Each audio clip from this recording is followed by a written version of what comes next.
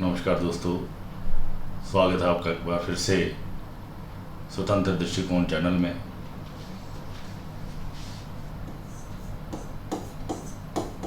स्वतंत्र दृष्टिकोण, तो जैसा कि नाम से स्पष्ट है, इंडिपेंडेंट व्यू।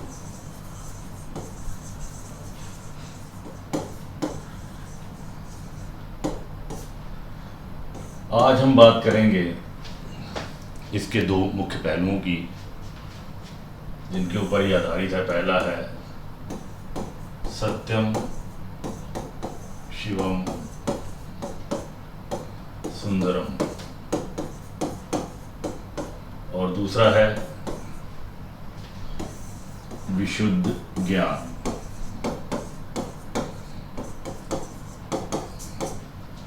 चलिए पहले अब बात करते हैं सत्यम शिवम सुंदरम।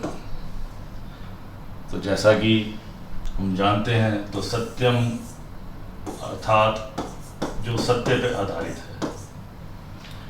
अब शिवम जो है, हम इसको हिंदू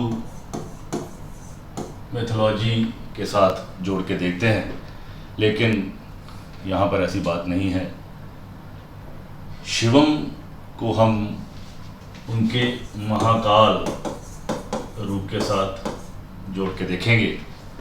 तो महाकाल जो है, ये मृत्यु के द्योतक हैं, और मृत्यु जो है ये एक अटल सत्य है। तो इस प्रकार ये हमारे जो स्वतंत्र दृष्टिकोण चैनल का आधार है सत्य, तो ये उस बात को चरितार्थ करते हैं शिव। उसके बाद है सुंदरम। हमें ये भी पता है कि सत्य की खोज जो है, इससे उत्तम, इससे सुंदर कोई बात नहीं हो सकती।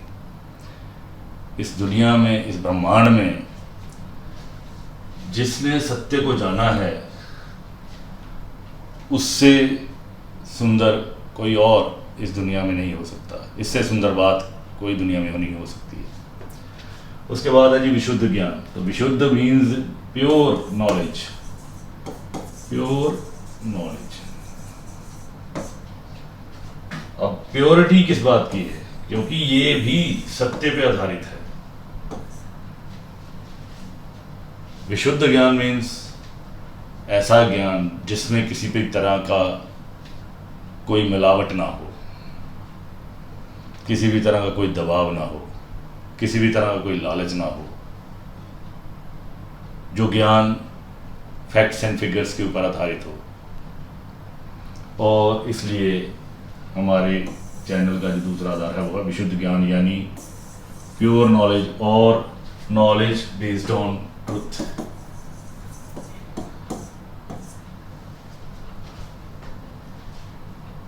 कई स्टूडेंट्स मुझसे पूछते हैं कि स्वतंत्र दृष्टिकोण ही क्यों। तो चलिए चर्चा करते हैं।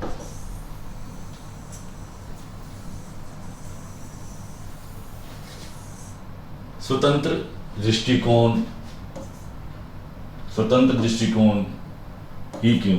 क्यों स्वतंत्र दृष्टिकोण? जो स्वतंत्र दृष्टिकोण इसलिए क्योंकि जब किसी का जन्म होता है, किसी देश में होता है, किसी समाज में होता है, किसी एक खास सभ्यता में होता है, एक खास संस्कृति से वो जुड़ा होता है, एक खास तरह के कायदे कानून उसके ऊपर लागू होते हैं। तो ऐसे में जन्म से ही इंसान जंजीरों में जकड़ जाता है। उसकी जो आइडेंटिटी है वो एक कैदी के समान होती है।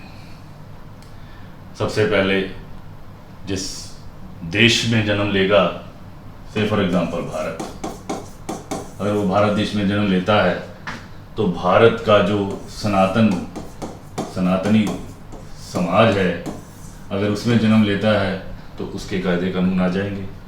उसके बाद भारत की जो संस्कृति है ये अनेकता में एकता है, तो इसका भी प्रभाव उसके ऊपर देखने को मिलेगा। हमारा जो कल्चर है अतिथि देवो भव,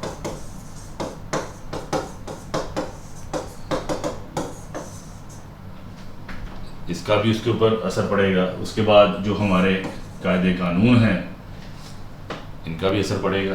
तो ऐसे में जन्म लेते ही इंसान, उसका दृष्टिकोण जो है वो टोटली डिपेंड करता है कि वो किस देश में जन्म लेता है, किस समाज से जुड़ा है, किस सभ्यता से जुड़ा है, क्या संस्कृति है और वहाँ की कानून व्यवस्था कैसी है। तो ऐसे में एक खास तरह की विचारधारा का प्रभाव उसके ऊपर नजर आना शुरू हो जाता है। जैसे जैसे उसका जो व्यक्तित्व है, उसके व्यक्तित्व का आधार जो है, आधारभूत जो सिद्धांत हैं, वो यही जो पॉइंट्स मैंने आपको गिनाए हैं। तो ऐसे में हम जो हमारा यूनिवर्सल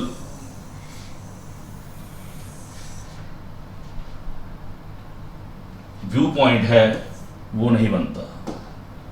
एक यूनिवर्सल जो अप्रोच है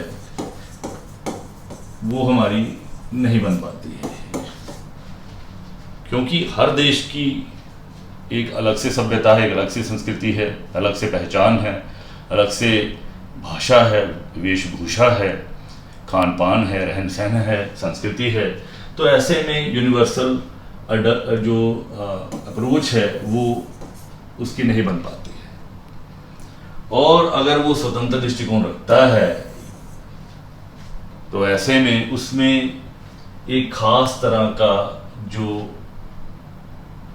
उसकी पर्सनैलिटी जो है वो डेवलप हो जाती है, एक खास तरह की पर्सनैलिटी।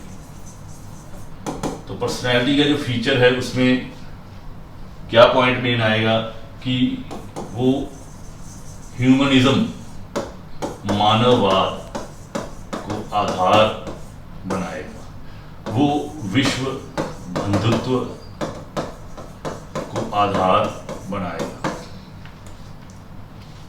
कैसे? क्योंकि जन्म से तो वो बेशक किसी एक देश का है, किसी एक खास सभ्यता का है, कोई एक खास भाषा बोलता है, एक खास कानून व्यवस्था से जुड़ा है।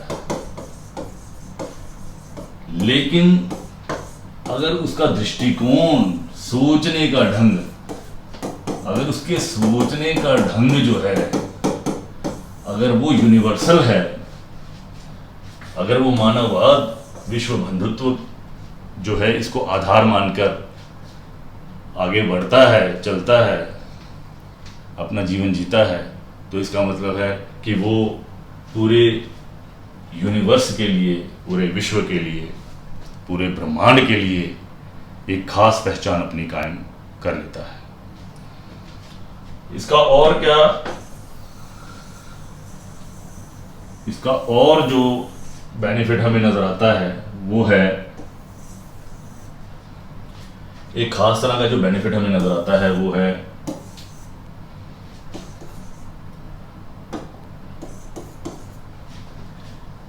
कि वो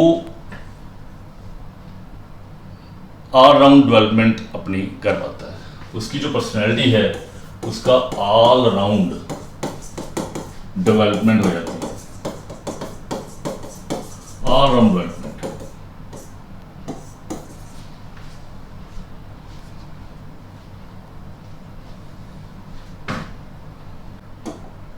इंडिविजुअल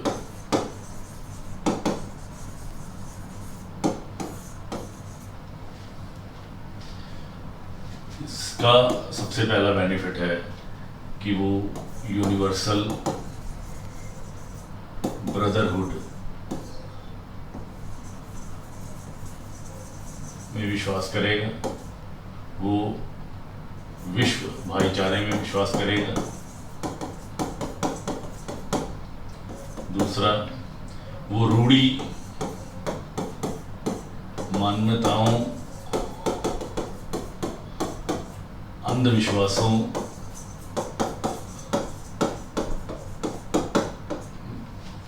में फंसेगा नहीं, उलझेगा नहीं,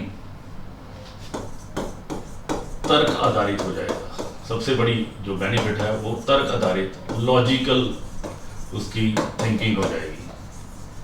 तो स्वतंत्र दृष्टिकोण का सबसे बड़ा बेनिफिट यही है कि इसमें व्यक्ति हर बात का आधार ढूंढता है, हर इंसिडेंट को आकलन करता है, उसके बाद अपनी सोच बनाता है। और जो समाज में पुराने जो रूढ़ी मान्यताएं हैं, अंधविश्वास हैं, उनको एज इट इज़ नहीं मानता, उनको तर्क पर आधारित। उसके बाद उसका किसी एक खास सभ्यता संस्कृति के साथ जो है कट्टरवाद, तो एक और पॉइंट, कट्टरवाद नहीं आता।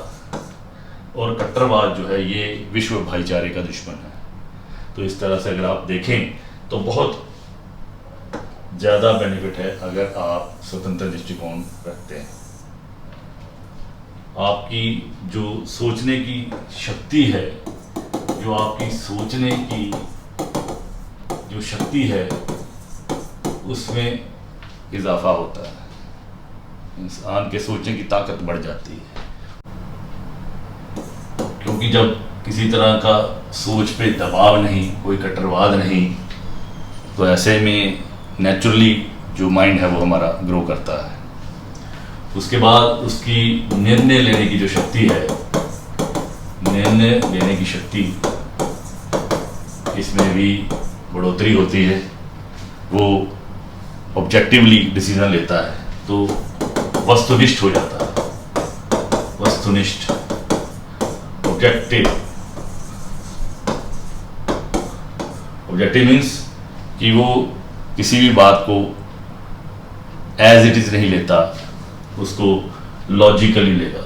सो ये एक बहुत बड़ा पॉइंट है।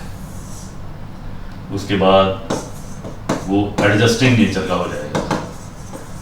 एडजस्टिंग मीन्स वो दुनिया के किसी भी कोने में जाकर बस सकता है, रह सकता है, अपना जीवन यापन कर सकता है, मानववाद में अपना योगदान दे सकता है, समाज को आगे ले जा सकता है। और इस तरह से अगर हम कहें तो उसमें लीडरशिप क्वालिटी जो है वो बढ़ जाती है। तो नेतृत्व की क्षमता उसकी बढ़ जाती है। वो समाज के सभी वर्गों को आगे लेके चलेगा बिना किसी भेदभाव के। तो ये है स्वतंत्र दृष्टिकोण, इसके कुछ मुख्य पहलू जिनको आज हमने आपके सामने इसकी चर्चा की, जिनको हमने स्पष्ट किया। इसके बाद अब अगली कड़ी में मिलेंगे किसी एक नए टॉपिक के साथ। तब तक के लिए धन्यवाद।